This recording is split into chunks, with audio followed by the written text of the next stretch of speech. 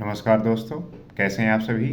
उम्मीद करता हूं कि आप स्वस्थ होंगे, सुखी होंगे और प्रसन्न होंगे। श्रीमद् भागवत गीता में आपका स्वागत है। हम यहाँ पे श्रीमद् भागवत गीता के माध्यम से जीवन के विभिन्न पहलुओं को जानने की, समझने का प्रयास करते हैं और ये समझने का प्रयास करते हैं कि आपके जीवन में आपको जब अपने समय को बदलना है, आपको अपनी स्थिति को बदलना है, तो उसमें सबसे ज़्यादा आवश्यक क्या है कि काम के प्रति आपकी जो निरंतरता है, कंटिन्यूटी है, जो आपका डिसिप्लिन है, वो सबसे ज़्यादा मायने रखता है। जैसे आप कोई ग्रेट को देखते हो, कोई महान व्यक्ति को देखते हो, तो सोचते हो कि ये महान कैसे बना, ये कैसे कर सकता है। उसका एक प्रमुख कारण है कि वो जो है अपने काम के प्रति पूरी समर्पणता के साथ जो है किया, नित्य किया, निरंतर किया और इस दुनिया में जो भी डिस्ट्रैक्शन है उसको अवॉइड किया। अर्थात अपने काम के प्रति जो उसका लगाव था वो पूरी सच्ची और श्रद्धा के साथ था। उसमें किसी भी प्रकार की मिलावट नहीं थी। वो अपने काम के प्रति इतना संपूर्ण था, इतना अपने आप को दिया कि उसके सिवा जो है उसने किसी बात पर ध्यान नहीं दिया। क्योंकि आपके पास जो एनर्जी है वो एक लिमिटेड अमाउंट में है। आप सोचिए कि हर एक चीज़ को लेके आप सब कुछ बेस्ट कर सकते हो, नहीं कर सकते। इसलिए किसी एक चीज़ को पकड़कर उस पर काम करना, यही जो है किसी व्यक्ति का लक्ष्य होना चाहिए और तभी जो है उसको वो रास्ता मिल सकता है, उसकी प्राप्ति हो सकती है। तो जैसा कि हम इस दुनिया में बहुत सारे ऐसे व्यक्तियों को देखते हैं, बहुत सारे ऐसे लोगों को देखते हैं जो बहुत सफल हैं, जो बहुत अपने जीवन में नाम कमाया, धन कमाया, प्रतिष्ठा कमाया। तो उसका कारण क्या है, वो कैसे बनते हैं, ऐसा क्या करते हैं। तो उसका जो प्रमुख कारण है वो ये है कि उन्होंने उस पे जो है निरंतर कई सालों तक हर एक क्षण को यूटिलाइज किया, उस पे जो है काम किया, उसके प्रति वो जो है डेडिकेट रहे और फिर जो है एक समय के बाद वो चीज़ें फलित होना प्रारंभ होती हैं। वो चीज़ें उनके किए हुए कार्यों से जो है प्रकट होती हैं। तो हम भी अपने जीवन में इसी प्रकार से किसी भी हैबिट को, किसी भी स्वभाव को ला सकते हैं और उसके प्रति अपने आप को पूरी तरीके से झोंकते हुए, उसके प्रति अपने आप को लगाते हुए, फोकस्ड रहते हुए हम जीवन में आगे बढ़ सकते हैं और हर एक उस पहलू को छू सकते हैं जो चीज़ें इस जीवन के लिए इम्पॉर्टेंट हैं, आपके लिए महत्वपूर्ण हैं और हर एक व्यक्ति के लिए जो इससे अलग है। तो जैसा कि हम इस समय त्रयोदश अध्याय का 16वां श्लोक पिछले एपिसोड में समझा, आज हम आगे समझेंगे और जानेंगे कि श्री कृष्ण अर्जुन को किस प्रकार से बातें बता रहे हैं जो किसी भी जीवन में किसी भी व्यक्ति के लिए वही उतनी इम्पॉर्टेंट है जितनी एक व्यक्ति ये अपेक्षा करता है कि उसको जीवन में वो प्राप्त होनी चाहिए। तो आगे कहते हैं और समझाते हैं,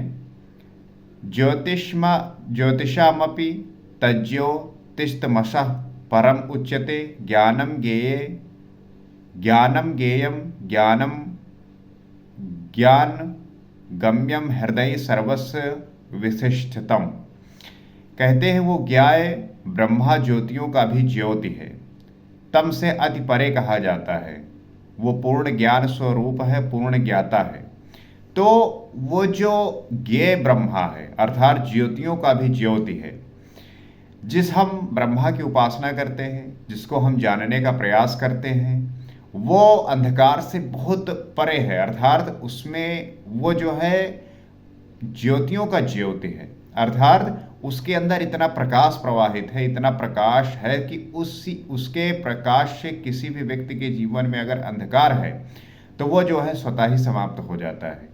इसीलिए जो है आप देखते होंगे जो आपके पेरेंट्स हैं या जो आपके गार्जियन हैं वो यही कहते हैं कि आप अच्छे व्यक्तियों की संगत करिए, क्योंकि उस व्यक्ति के जो अच्छे स्वभाव हैं, जो अच्छे गुण हैं, वो आपके अंदर भी आएंगे और आप जो है उन गुणों को सीख कर अपने जीवन में आगे बढ़ेंगे, अपने जीवन में अच्छी चीज़ें करेंगे। तो वही कहते हैं कि जो वो ज्ञेय ब्रह्मा है वो ज्योतियों का भी ज्योति है, अर्थात प्रकाशों का भी प्रकाश है, अर्थात उस चेतना का भी चेतन है। तो उसके प्रभाव में जब आएंगे तो आप भी अगर मूढ़ हैं, अगर आप भी जो है अज्ञानी हैं, तो आपके अंदर वो दीपक जलेगा, आपके अंदर वो प्रकाश पैदा होगा, जिससे आपका जीवन भी परिवर्तित होगा। और तम से परे हैं, अंधकार से परे हैं। जब आपके जीवन में प्रकाश का उद्भव होगा, जब प्रकाश आएगा, तब अंधकार जो है स्वतः ही समाप्त हो जाएगा। वो पूर्ण ज्ञान स्वरूप है, पूर्ण ज्ञाता है, जानने योग्य है और ज्ञान द्वारा ही प्राप्त होने वाले हैं। मैं अक्सर क्यों बातें करता हूँ इस चैनल के माध्यम से कि आप जो है अध्ययन करिए, आप जो है पढ़ने का प्रयास करिए, आप पढ़िए। जब आप पढ़ेंगे तो आपको ज्ञान होगा, आपको समझ पैदा होगी, आप धीरे धीरे विवेकी होंगे, और जब ये चीज़ें होने लगेंगी तब आप जो है पूर्ण ज्ञान स्वरूप को प्राप्त होंगे, पूर्ण जो है ज्ञाता होंगे और जानने योग्य होंगे। क्यों? क्योंकि ज्ञान के द्वारा ही वो सब प्राप्त किया जा सकता है। जब आपके अंदर ज्ञान आता है तभी जो है आप पूर्ण ज्ञाता हो सकते हैं। क्योंकि मूढ़ व्यक्ति को जब ज्ञान की बातें बताओ या उसे समझाओ तो वो ये कहता है कि मुझे जो बातें पता है वही सच है। लेकिन जब आप चीज़ों को सीखने लगते हैं, आपके अंदर वो प्रवृत्ति आती है, तब आपको ये लगता है कि मुझे भी बहुत कुछ जानना है, बहुत कुछ समझना है। लेकिन जैसे कि आप इमेजिन करिए कि इस दुनिया में इतना सब कुछ है, इतना सब कुछ जानने को है, परंतु आप एक ऐसे व्यक्ति से मिलिए जो ये समझता है कि मैं ही सब कुछ जानता हूँ। भले ही उसने किसी न एक किताब पढ़ी हो, ना ही उसने जो है किसी स्किल को सीखा हो, लेकिन आप उनसे बात करके देखिए, उनसे बड़ा कोई ज्ञानी होता नहीं है। ये क्यों होता है? क्योंकि वो व्यक्ति, उसने अभी जाना नहीं है। जब तक वो जानेगा नहीं तब तक वो अपने अहंकार में ही चूर रहकर चीज़ों को उसी प्रकार से देखता रहता है। संसारी व्यक्ति का और अहंकारी व्यक्ति का यही लक्षण है कि वो जो है अपने को सबसे बड़ा ज्ञानी समझता है, अपने आप को सबसे बड़ा बुद्धिमान समझता है, परंतु उसे शायद अभी तक इससे पाला नहीं पड़ा है या ऐसे लोगों के बीच में नहीं बैठा है जहाँ पे उसे ज्ञान का और वाकई में बुद्धि का मतलब क्या है ये वो जान सके, समझ सके। तो वो जो है पूर्ण ज्ञाता होता है। और वो ज्ञाता कैसे हो सकता है? जब उसके अंदर उस ज्ञान का प्रवाह होगा, जब उसके अंदर उन ज्ञान की लहर दौड़ेगी। और जो जानने योग्य है उस ज्ञान के द्वारा ही प्राप्त होने वाला है। जो आप जानना चाहेंगे, जो आप ज्ञान को प्राप्त करेंगे, वो तभी हो सकता है जब इसका आप निरंतर चिंतन करेंगे, जब आप इसका निरंतर जानने का प्रयास करेंगे। तो साक्षात्कार के साथ मिलने वाली जानकारी का नाम ज्ञान है। जब आप इससे इसका सामना करते हैं, जब आप इसके साथ जब इसका एक तरीके से इंटरव्यू होता है, तब जो है आप इससे मिलने वाली जानकारी को समझ पाते हैं। साक्षात्कार के साथ ही मिलने वाली जो जानकारी है उसी को हम नॉलेज कहते हैं, उसी को ज्ञान कहते हैं। क्योंकि जब आप कनेक्ट होते हैं उस परम ब्रह्म परमेश्वर से, तो आप जो फील करते हैं और उसको अपने इनर साइट में, अपने इनर व्यू में, जब उसके साथ बैठते हैं, उस पर जब आप डीप थिंक करते हैं, तब जो है वो चीज़ें आपके सामने प्रकट होती हैं और आप जो है फिर उन चीज़ों को जो है जान पाते हैं। तो ऐसी जानकारी द्वारा ही उस ब्रह्मा का प्राप्त होना संभव है। जब ऐसी नॉलेज आप गेन करते हैं और इसके साथ ही आप चीज़ों को रिसीव करने को ट्राई करते हैं, तब जो है उस परम ब्रह्म ईश्वर की प्राप्ति होती है। तब जो है आप उस चेतन स्वरूप ईश्वर को जान पाते हैं। अन्यथा आप कहीं ना कहीं आपके अंदर वो भिन्नता, आपके अंदर वो जो लयबद्धता है, उसको प्राप्त करने के लिए आपके अंदर जो वो जोश है, आपके अंदर वो जो उत्कंठा होनी चाहिए, वो बुझने न पाए। जब निरंतर वो जलती रहती है और आप उसकी प्राप्ति के लिए अपने आप को पुश करते रहते हैं, तब जो है वो एक दिन घटित होता है। वो सबके हृदय में स्थित है, उसका निवास स्थान हृदय है, अन्यत्र ढूंढने पर वो नहीं मिलेगा। As I told you that कि आप उसको बाहर ढूंढने का प्रयास करते हैं, उसे आप हर जगह अलग अलग खोजते हैं, किसी मंदिर में, मस्जिद में, गुरुद्वारे में, चर्च में। ईश्वर को आप कहीं भी ढूंढने का प्रयास करिए। और हर एक व्यक्ति जो संसारी व्यक्ति है, वो जो एक्सटर्नल है, उसमें फाइंड आउट करने की जो है कोशिश करता है। बट वो जो चीज है जिसको आप प्राप्त करने की कोशिश कर रहे हैं वो आपके ही भीतर है, आपके ही इनर साइड में है। वहीं पे आपको ये दिखेगा, वहीं पे आप जो है इसको फील कर पाएंगे, वहीं जो है आप इसको जान पाएंगे। तो आप अपने हृदय में जो है टटोलिए इस बात को, आप अपने आप को जानने का प्रयास करिए। जब भी आप खुद को जानने का प्रयास करेंगे, अर्थात जब सेल्फ रियलाइजेशन होगा, तभी जो है उसको आप समझ सकते हैं, जान सकते हैं। आप कहीं भी अन्यत्र ढूंढिए, आप कहीं कहीं भी ढूंढने का प्रयास करिए, परंतु वो तो आपके भीतर ही है। और वो कैसे प्राप्त होगा? हृदय में ध्यान तथा योग आचरण द्वारा ही उस ब्रह्मा की प्राप्ति का विधान है। तो क्या विधान है उसे प्राप्त करने का? कि आपको हृदय से ध्यान करना होगा, योग आचरण के द्वारा ही उस ब्रह्मा की प्राप्ति का जो है विधान है, तभी जो है आप उसको प्राप्त कर सकते हैं।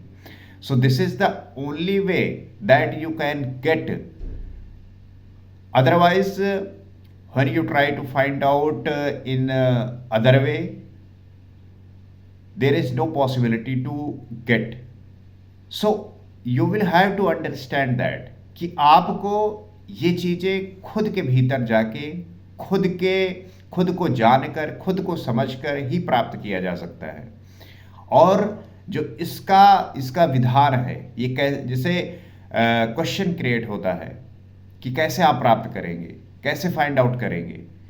तो आपको जैसे कुछ भी करना होता है तो पहले आप यही प्रश्न करते हैं, यही क्वेश्चन उठता है कि इसे आप कैसे करेंगे। जैसे कि आपको मान लीजिए चाय बनानी है, तो पहले आप ये सोचते हैं ये बनाना आता है कि नहीं। अगर आपको आता है तभी आप बना पाते हैं, नहीं आता तो आप सीखते हैं, फाइंड आउट करते हैं। उसी प्रकार से उस ब्रह्मा की प्राप्ति के लिए आप वो जो रास्ता है वो क्या है, उपाय क्या है कि हमें जो है हृदय से ध्यान करना होगा। अर्थात हमें अपने मन को शुद्ध करके, अपने मन को प्योर करके, अपने मन को क्लियर करके, अपने थॉट्स को क्लियर करके और योग का आचरण करेंगे। अर्थात अपनी सोल को उस परम ब्रह्म परमेश्वर से कनेक्ट करने का जो कनेक्टिंग डॉट्स होते हैं, आप चीज़ों को कनेक्ट करने का प्रयास करते हैं, तब जो है चीज़ें घटित होती हैं। तो आगे कहते हैं श्री कृष्ण अर्जुन से, इत क्षेत्रम तथा ज्ञानम ज्ञेयम च उक्तम समाशतः मद भक्त एत द्विज्ञाय मद भावायोपद्यते। वो कहते हैं, हे अर्जुन, बस इतना ही क्षेत्र ज्ञान तथा जानने योग्य परमात्मा का स्वरूप संक्षेप में कहा गया है। ईश्वर को जानने के लिए, उसे प्राप्त करने के लिए आपका जो ये क्षेत्र है, आपका जो ये शरीर है, ज्ञान तथा जानने योग्य परमात्मा का स्वरूप जो है वो इसे संक्षेप में कहा। इसे जानकर मेरा भक्त मेरे साक्षात स्वरूप को प्राप्त होता है। अगर आपने इसको जान लिया, अपने बॉडी को जान लिया, जिस व्यक्ति ने अपने बॉडी में जो आत्मा स्थित है, जो चेतन स्वरूप है, अगर वहाँ पे अगर आप पहुँच गए, वो आपने फाइंड आउट कर लिया, तब आप जो है उन चीज़ों को जान पाएंगे, तब आप उन चीज़ों को समझ पाएंगे कि कैसे जो है ये क्षेत्र आपको उस परमेश्वर से मिलाने के लिए पर्याप्त है, काफ़ी है, इनफ है। तो अभी तक योगेश्वर श्री कृष्ण ने जिसे क्षेत्र कहा था उसी को वह प्रकृति, और जिसे क्षेत्रज्ञ कहा था उसी को वह पुरुष शब्द से इंगित करते हैं। वो ये बताने का प्रयास कर रहे हैं कि जो ये शरीर है ये भी हम इसी संसारिक जीवन का है, प्रकृति में है, इसी में जो है मिल जाएगी। लेकिन जो बचेगा वो आपका वो चेतन स्वरूप, वो आपका सोल, वो आपको अगर उसकी अनुभूति हो गई, तब जो है आप इस शरीरस्थ जो जीवन है आपका, इससे जुड़ी हुई जो चीज़ें सब कुछ है, इससे आप परे चले जाएंगे, इससे आप ऊपर चले जाएंगे। आपके जो भी काम इस शरीर और सेंसेस के माध्यम से होते हैं, वो इनसे ऊपर हटकर आप सोल से जो है कनेक्ट होंगे, और उसका जो कनेक्शन है उस परम ब्रह्म परमेश्वर से होगा।